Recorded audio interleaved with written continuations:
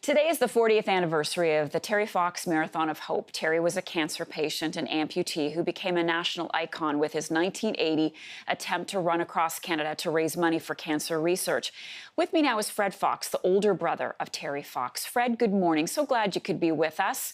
What are your memories today, 40 years later? What are you thinking about when it comes to your brother and his dreams?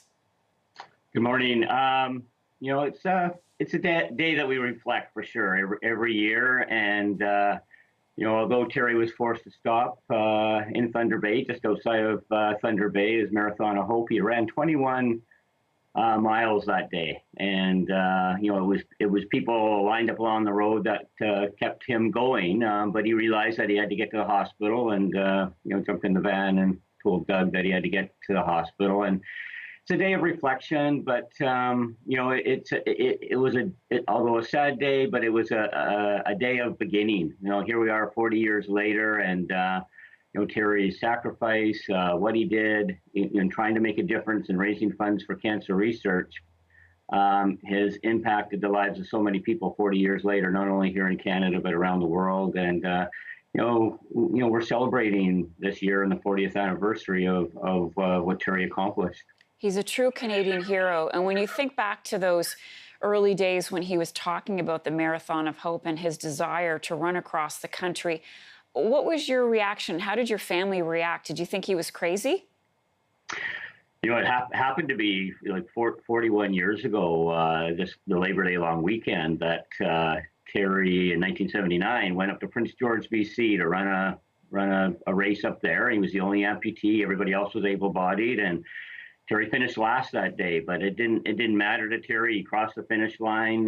He accomplished what he set out to do. He came home and told our mom first what his plans were. We thought he was training for the Vancouver Marathon that would take place in May of 1980, and told Mom that no, he was been training because he wanted to run across Canada.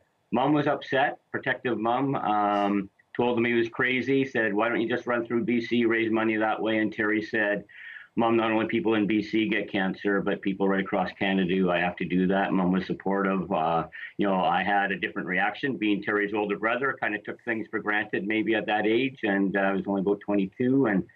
But we all got on board and supported Terry along the way, and had a couple of opportunities during the Marathon of Hope that spring and summer to be with Terry during the Marathon of Hope. And Canadians have picked up that torch. Terry said during his Marathon of Hope, even if I don't finish, we need others to continue. And that's what Canadians, young and old, new generations, people around the world have done. Do you think that 40 years ago, if you told him that we would be having this conversation right now, he would believe it? Do you think ever in his wildest dreams did he expect that his legacy would endure?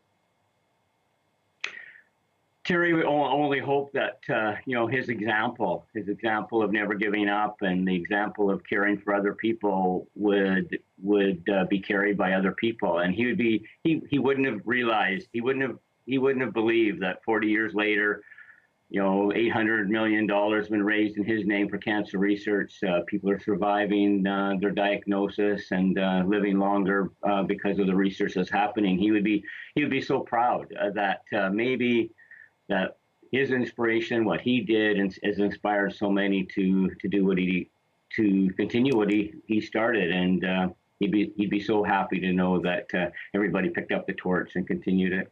Fred Fox, thanks so much for sharing those memories. All the best to you and your family.